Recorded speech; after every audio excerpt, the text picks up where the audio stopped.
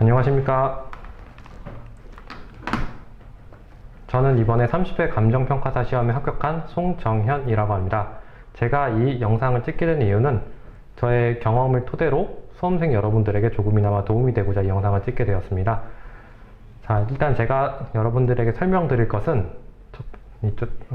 저에 대한 간단한 소개를 하고, 그 다음에 가장 핵심이 되어야 할 이제 시리법, 제가 2년차에 합격하기 위해서 시리법을 어떻게 공부했는지, 또 언제 성적이 크게 상승했는지에 대해서 설명드리고, 또 신림동에서 이제 공부를 함으로써 빨리 합격하기 위해서 해야 할 것과 이제 하지 말아야 할 것에 대해서 간단하게 설명드리겠습니다. 일단 저는 17년도 2월부터 공부를 해서 19년도 6월 달까지 공부를 했고요. 그러니까 대략적으로 2년 반 정도 공부를 했습니다. 저는 이제 세 과목 중에서는 실무와 법규의 성적이 조금 높은 편이었고, 이론은 평균 정도 했던 것 같습니다. 자, 저에 대한 소개를 여기까지 하고, 이제 다음은 시리법에 대해서 설명드릴 건데요. 일단 실무는 지금 이 시점에서 가장 문제되는 게, 여러분들이 시간 내에 100점을 못 푸는 게 아마 가장 큰 문제일 것 같은데, 사실 100점을 100분 내로 푼다는 게 쉬운 일이 아니거든요. 그거는 이제 적어도 내년 한 3월, 4월 그때 완성시켜도 늦지 않으니까, 지금은 이제 김상환 평가사님이나 김승현 평가사님 강의를 들으면서 제 문제를 정확하게 풀고 그 논리를 맞추는 것이 중요하다고 생각합니다. 또 제가 실무를 품에 있어서 가장 크게 도움이 됐던 거는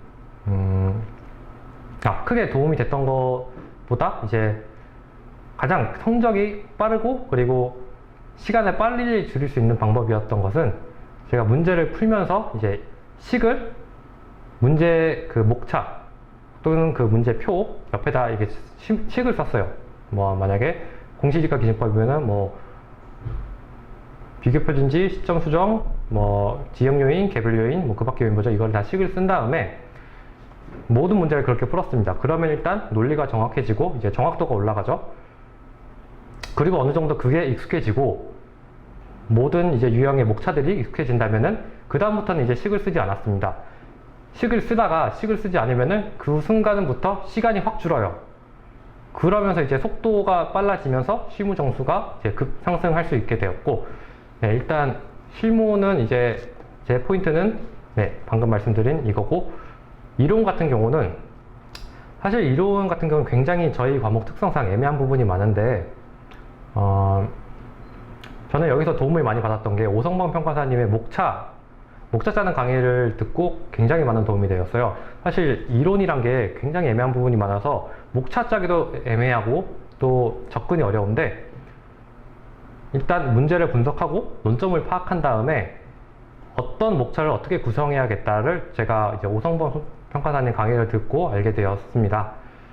일단 이론 같은 경우는 목차가 머릿속에 쫙쫙쫙쫙 떠오르면은 나머지는 이제 약간 글짓기 또는 이제 속된 말로 입 털기 이렇게 하면 되기 때문에 목차를 짜는 게 가장 핵심입니다. 점수 상승에 있어서. 그렇기 때문에 이론은 이제 목차 짜는 연습을 이 시기에 가장 많이 해주시고, 또 이 시기에 목차 짜는 연습이 충분히 되신다면은 후에 이제 약간의 암기만 이제 덧붙여지면은 점수가 크게 상승할 거라고 생각하고요. 이제 법규, 이제 2년차 분들 혹은 동차를 노리시는 분들이 가장 어려워하는 부분이 이제 법규일 텐데, 사실 저희 법규가 외울 게 좀 많아요. 외울 게 좀 많고, 아무래도 좀 되게 정답이 없는 것 같고, 또 약간 같은 문제도 해석하는 시선이 좀 달라서 되게 어려움이 많은데, 그래도 저희 김선희 평가사님 강의 쭉 따라가면은 그런 논리적인 부분은 전혀 문제될 것이 없고, 또 법규에서 가장 중요한 것은 암기인데, 암기를 어떻게 하면 효율적으로 할 수 있느냐. 저는 이 과정을 거치면서 법규 점수가 크게 상승했습니다. 뭐였냐면은, 일단 시중에 나와 있는 이제 스터디 문제 같은 거를 이제 다 모은 다음에, 보통 그냥 하우패스 스터디, 법규 스터디 작년 거 1, 2, 3, 4기를 다 모은 다음에 이제 거기 있는 논점들을 이제 간단하게 이제 타이핑을 다 해서 논점 노트를 만들었어요. 논점 노트를 만들고 이제 그거를 스터디원들과 같이 외우기 시작했는데, 사실 법규에서 가장 문제되는 게 또 이제 암기를 빨리 하냐, 암기를 어떻게 오래 하냐, 이게 문제가 되는데, 제 방법을 쓰면은 이제 좀 저는 괜찮더라고요. 이 방법이. 그게 뭐였냐면은, 이제 만약에 원고 적격이다 이러면은 그 논점 하나를 가지고 한 단락이 한 3단락, 4단락? 그러니까 3문단, 4문단 정도 나오죠? 그거를 이제 스터디원들과 시간을 잡고 한 뭐 5분이든 5분 동안 시간을 쟀어요. 5분 동안 이거를 딱 다 같이 외우고 5분이 땡 치면은 이제 스터디원들끼리 한 번씩 얘기를 해보고, 저는 이 과정을 계속 반복했습니다. 한 3개월, 4개월 정도 계속 했어요. 그래가지고 그 전 범위를 한 2바퀴 정도 돌리고 나서부터는 이제 법기에 어느 정도 자신감이 붙더라고요. 또 그 과정을 거치고 나서야 이제 사실 그 서브 노트를 보지 않고 이제 스터디 이제 연기부터 이제 하실 텐데, 스터디에서도 이제 보지 않고 쓰는 거를 이제 그 과정을 거치고 나서부터 이제 잘할 수 있게 되었습니다. 일단 시리법에 관해서는 이제 이 정도 얘기하면은 될 것 같고요. 다른 이제 다른 분들도 이제 시리법에 대해서 많이 설명해 주실 테니 이 정도로 줄이고, 이제 가장 중요한 수험생으로서의 멘탈 관리하는 방법에 대해서 말씀드리겠습니다. 제가 동차 때 멘탈이 한번 크게 깨졌습니다. 진짜 항상 이런 적이 없었는데, 진짜 힘들다, 사는 게 이렇게 힘들구나, 이런 생각이 들었던 적이 있었어요. 그게 왜 그랬냐면은, 도저히 이제 시험에 대한 사이즈가 안 나오는 거예요. 붙을 거란 생각이 도저히 안 들 때가 있습니다. 내가 이 시험을 어떻게 붙지? 이런 생각이 들 때가 가장 위험하고 가장 힘들 때입니다.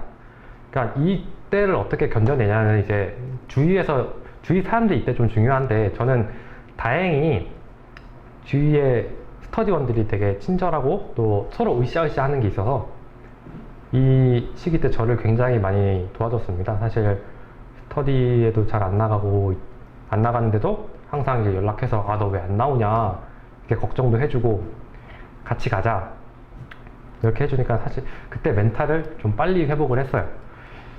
그러니까 지금 뭐 개별 스터디가 있으신지 없으신지 모르겠지만 개별 스터디가 있으시다면은 스터디원들을 이제 경쟁자라고 생각하지 말고 같이 가는 동반자라 생각하고 서로 힘들 때 끌어주고 도와주면서 꼭 끝까지 함께 하시는 게 이게 또 중요하다고 생각하고, 사실 가장 이제 유의해야 될 점이 스터디원들끼리 놀면 안 됩니다.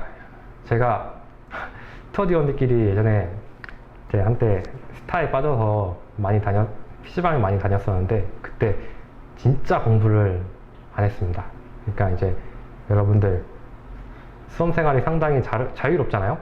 그러니까 자유와 방종을 구분하셔서